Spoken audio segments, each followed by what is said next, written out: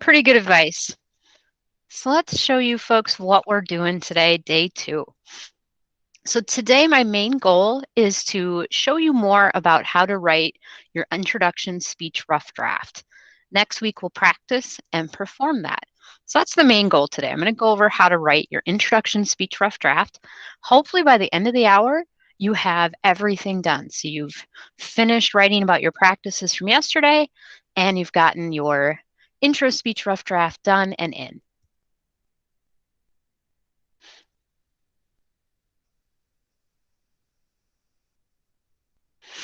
All right, so like I said yesterday, you have 2 options for writing this. You can either write it traditional style, where you just talk about your life, or you can pair up with a partner of your choosing and write the speech about one another. And like I said yesterday, if you work together, it's up to you if you want to perform together.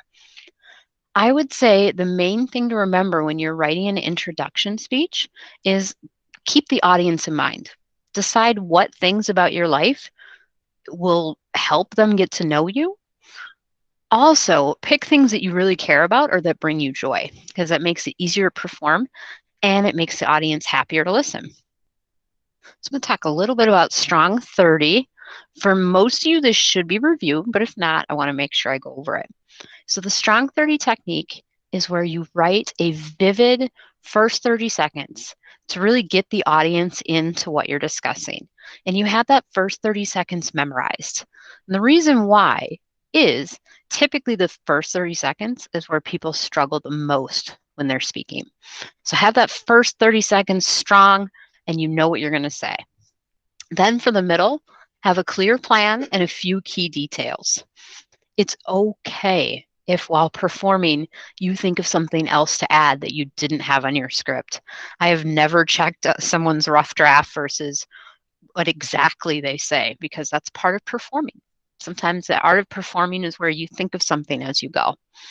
Finally, for Strong 30, you end with a belief, something humorous, a hope you have. You end strong to leave a good impression for your audience. So it's meant to be a fairly simple template. Notice it didn't take me long to explain it. And I like that about it, because then it makes it easier for speakers to use it for them. So a couple of ideas as far as writing this thing goes. So like I said yesterday, you don't want to just list facts about yourself. You want to show versus tell. So for example, if I want to create imagery for my audience about, for instance, one of my favorite foods, I would say something like, my grandma's lefse is one of my favorite foods because she used to involve the entire house in making, we'd make this huge batch and we'd all get to take it home. And I can still smell it just thinking about it. I like mine with butter and sometimes hot sauce. My brother swears by butter and sugar. Everyone does it their way. That's one of the great things about lefse. That works a little bit better for creating images rather than, I like my lefse, I like lefse, my grandma's is good. I like lasagna. You want to make it look like this is polished versus rambling. So like I said, you don't have to match word for word. In fact, it's better if you don't, because then you're not just reading off your script. Remember, drafting in speech classes is different. So sometimes what works on paper doesn't work when you're saying it. So be open to revising your work, always in speech. Always be changing things up until the moment you perform. All right, let's show you an example of what this looks like, or what it could look like. And there's also an example filmed on YouTube. So this script I'm showing you here, this rough draft, the filmed version is on the YouTube channel. So you can click on that link.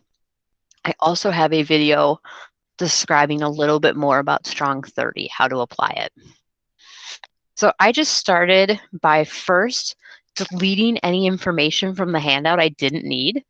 You don't have to do that, but I prefer to do that. It just makes it a cleaner copier, or cleaner copier, my goodness. So I usually start with a greeting, and then I suggest you first start with your name. If there is a story behind your name, you can tell it. It's fine if you don't have a name story. I've had a couple people write to me and go, I don't know the story of my name. Am I going to get doxxed? Like, no, Just giving you ways to start. So for example, I got my name, one of my dad's ex-girlfriends, and whoa, was my mom mad when she found out later. She wanted to name me after the characters in Bewitched. So that just introduces the audience that I'm a weirdo. Okay, so you set the tone in the introduction.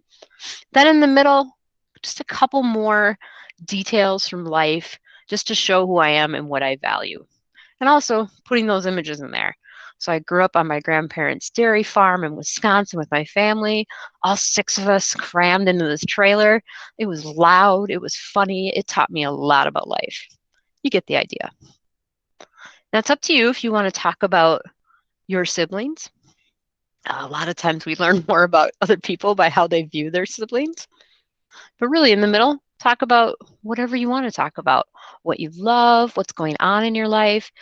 If you don't like talking about yourself, talk about people in your life that you care about. Talk more about them then. For example, on the screen here, I've written about my friends and why they're so important to me. You could do the same. Like, what is it about your circle of friends that makes time together special? You can also talk about what do you spend a lot of your time doing?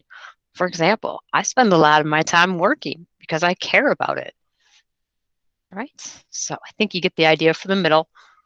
You're writing so you have enough for 1 to 3 minutes at a reasonable pace. So this draft, if I recall correctly, it took me about 4 minutes to perform it. Okay, so this one's a little over. I'm a little extra. All right, so finally for the end, you end strong with summarize it up and then one last thought. What do you like about your life? What are you hoping for? What do you want the audience to take away from having heard this? Like I said, we present this next week. So you'll practice, you'll write your final draft, pardon me, and then you'll present. So you get to decide if next week you want to perform in class or filmed.